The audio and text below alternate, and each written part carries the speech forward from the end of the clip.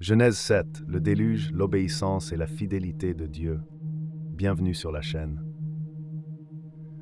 Aujourd'hui, nous plongeons dans l'un des moments les plus marquants de la Bible, le récit du déluge dans Genèse 7. Ce chapitre n'est pas seulement une histoire ancienne, il est riche en leçons pour notre foi, notre obéissance et notre compréhension de la fidélité de Dieu. Restez avec moi jusqu'à la fin, car nous conclurons ce message par une prière spéciale pour demander à Dieu de nous guider dans les tempêtes de la vie et de nous aider à marcher dans l'obéissance. Le chapitre commence par un appel clair de Dieu à Noé. L'Éternel dit à Noé, « Entre dans l'arche, toi et toute ta maison, car je t'ai vu juste devant moi parmi cette génération. » Dieu invite Noé, un homme juste et fidèle, à entrer dans l'arche avec sa famille. C'est un acte de salut, mais aussi de séparation. Noé doit se détacher du monde corrompu autour de lui. Obéissance immédiate. Noé suit les instructions de Dieu avec précision. Sa foi n'est pas seulement théorique, elle se manifeste dans ses actions. Lien avec notre vie aujourd'hui. Dieu nous appelle aussi à répondre avec obéissance à ses instructions, même lorsque cela demande du courage ou de la foi. Comme Noé, sommes-nous prêts à agir immédiatement lorsque Dieu nous appelle? Réfléchissez à une situation où Dieu vous appelle à agir dans l'obéissance. Prenez la décision aujourd'hui de lui répondre avec foi et détermination.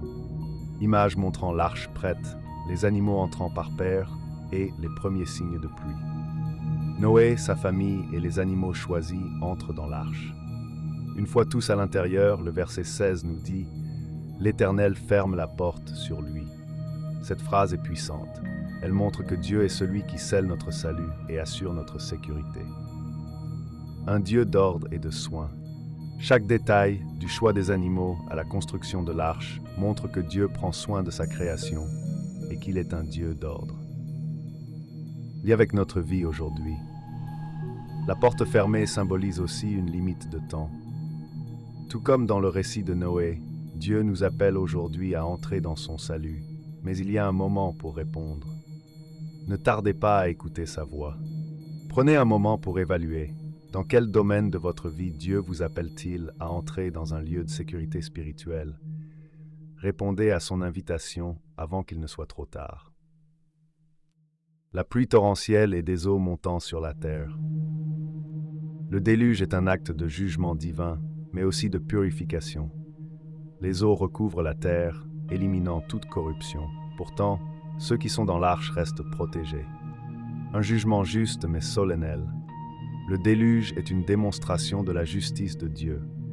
Il ne tolère pas le péché, mais dans sa grâce, il offre un moyen de salut à ceux qui lui obéissent. La fidélité de Dieu dans la tempête. Noé et sa famille sont protégés dans l'arche, même lorsque le monde autour d'eux est détruit. Cela montre que Dieu reste fidèle à ses promesses.